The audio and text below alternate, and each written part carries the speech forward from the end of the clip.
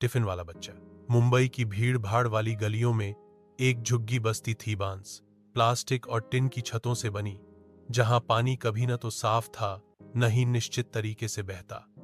वहीं के एक कोने में रंग बिरंगी चादरों और टूटी दीवारों वाली एक झुग्गी थी, जिसमें रहता था मनु यानी मनोज काले, एक नरम दिल वाला, सपने देखने वाला 11 साल का लड़का।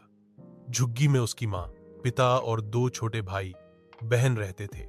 पति रिक्शा चलाता था तो सुबह बहुत जल्दी निकल जाता और शाम होते होते माँ थके थके लौटती थी, जिनकी कंधों पर टीबी की बीमारी का बोझ भी था। मनु पढ़ने में तेज था, सुशील था, लग्नशील था, लेकिन गरीबी इतनी गहरी थी कि 7वीं कक्षा पढ़ते पढ़ते उसे स्कूल छोड़ना पड़ा। पिता ने कहा था, अब पढ़ने की जगह घर चलाना है, और मनु ने चुपचाप समझ लिया कि जिंदगी के सबसे बड़े सबक को क्लासरूम की जगह जमीनी रास्तों से सीखना होगा। उसके मन में झुके सपने थे कोडिंग, टेक्नोलॉजी, बड़ी दुनिया, लेकिन जिंदा रहने के लिए झुके पड़े पेट थे। एक सुबह मां ने उससे कहा, बेटा, पढ़ाई छोड़ भी दी हो, लेकिन सीखना मत छोड़ना। यही बात उसके दिल और दिमाग में जैसे अंकित हो गई और उसने खुद को संभाला। मनु को काम मिला एक स्थानीय टिफिन सेंटर में। शुरू में टिफिन बांटने के दौरान उसने सिर झुकाया, चुपचाप काम किया, कठोर मेहनत की, प्याज काटे, चना पकाए, धूप में मिट्टी उठाई, पर उसकी आग बुझने वाली नहीं थी। वो दिन प्रतिदिन टिफिन लेकर निकलता एक ऑफिस, रेलवे रोड, बैंक वालों की मीटिंग जगह और कई छोटी बड़ी कंपनियां। हर टिफिन डिलीवरी के साथ हंसी, मुस्कान, कुछ बातचीत और एक नजर शो ऑफ से बचती इन नजरों में उसने अचानक एक दुनिया समझना शुरू की। उसने ऑफिस की बातचीत सुननी शुरू की, क्लाइंट से बात, फाइल में गलती, डेटा गलत है, टारगेट पूरा नहीं हुआ, क्यों स्लाइड टाइम पर नहीं मिली, हर शब्द, हर नाम मनु की स्मृति में बैठने लगे। और वो दिन आया जब उस टिफिन वाले ने गलती पकड़ी, तब वह बड़ा आदमी नजर आया। लिक ऑफिस की तीसरी स्लाइड में उसने डेटा का उल्टा अर्थ निकाल दिया। मनु ने बताया, सर, आपने कहा था क्लाइंट मुंबई आधारित है। स्लाइड में उसे भी लिहाज में दिल्ली बताया गया है।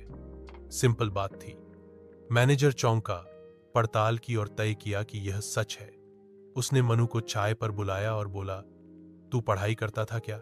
मनु बोला, पढ़ना बंद, लेकिन सीखना नहीं। उसका आत्मविश्वास एक सुनहरे भाषण की तरह था।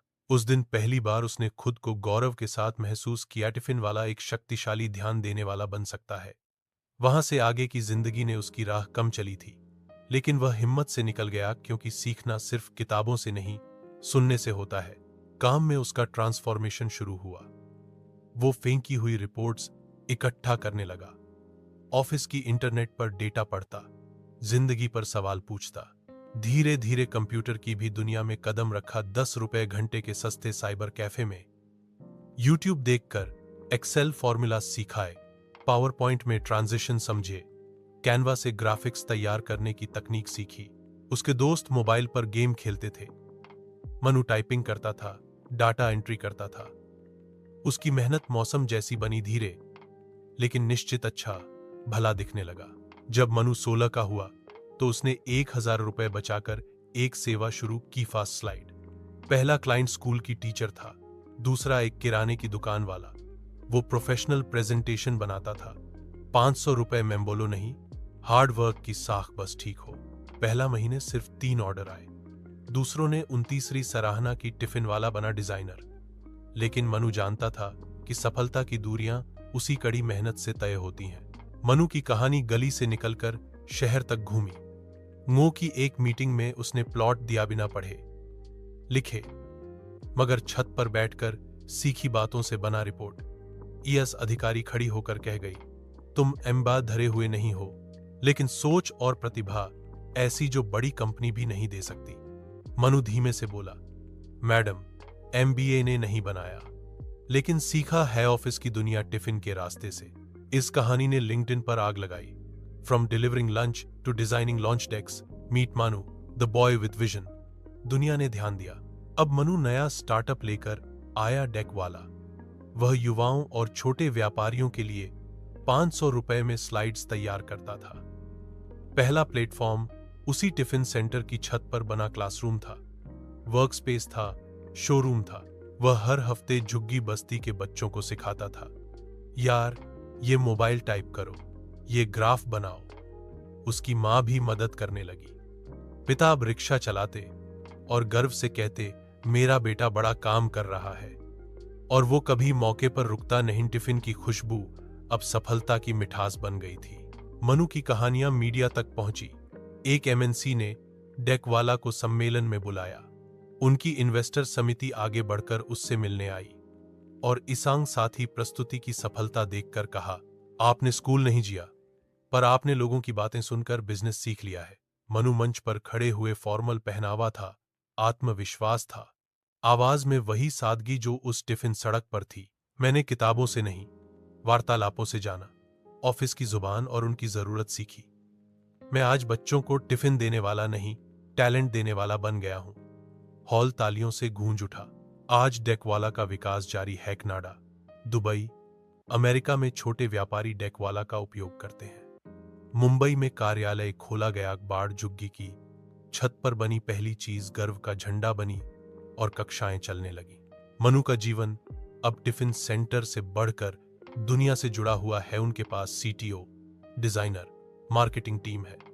हर शुक्रवार को झुग्गी बस्ती में फ्री क्लास होती है, जहां मनु और उसकी मां बच्चों को टाइपिंग, एक्सेल और पावर पॉइंट पढ़ाते हैं। पिता रुकते खड़े होकर देखता है, बेटा तय करता है।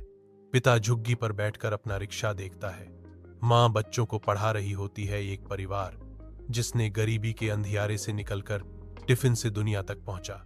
उसने एक लेख लिखा, जहां जूते फटे थे वहां मेरे कदम बचपन में डटे थे, जहां भूख थी वहां जिद थी। मैंने कभी गारंटी नहीं मांगी, सिर्फ एक मौका मांगा और उसे मेहनत से पाया। हर क्लाइंट कहता है, मेरा डेकवाला प्रेजेंटेशन 4 सप्ताह में 5 लाख तक पहुंच गया।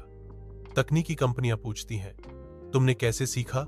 मनु कहता, बने बनाए नहीं, सुनी सोची बातों से। जिंदगी की ये कहानी अब कई देशों में सुनाई जाती है। मुंबई's टिफिन बॉय टर्न्ड टेकप्रेन्योर, राय। और अगर आप पूछो ये सब कैसे संभव हुआ, ये सब हुआ सतत सीखने, सुनने और छोटे छोटे अवसरों को पहचानने से। किताबों से नहीं, बल्कि जिंदगी की पड़ती आग में तपने से। आज डेकवाला के टैगलाइन वाले स्लाइड पर लिखा है, जहां टिफिन की खुशबू थी वहीं टैलेंट की खुशबू फैलाई। और मनु, वह हर दिन सुबह 6 बजे उठता है, लेकिन अब वह टिफिन नहीं बांटता, वो जिंदगी में अवसर बांटता है। सीख, जब जिंदगी तुम्हें सबसे नीचे रख दे तो समझो कि वहीं से ऊपर उठने की असली ताकत मिलती है। अगर राह साफ नहीं है तो आंखों से सुनो लोग क्या कह रहे हैं, क्या चाह रहे हैं। सीट खराब हो, जूते फटे हों, लेकिन रास्ता अपनी मेहनत से साफ कर लो। सपनों की कोई उम्र नहीं होती। टिफिन की सूंघ से भी साहस निकल सकता है और टैलेंट किसी छत नहीं छुप सकता।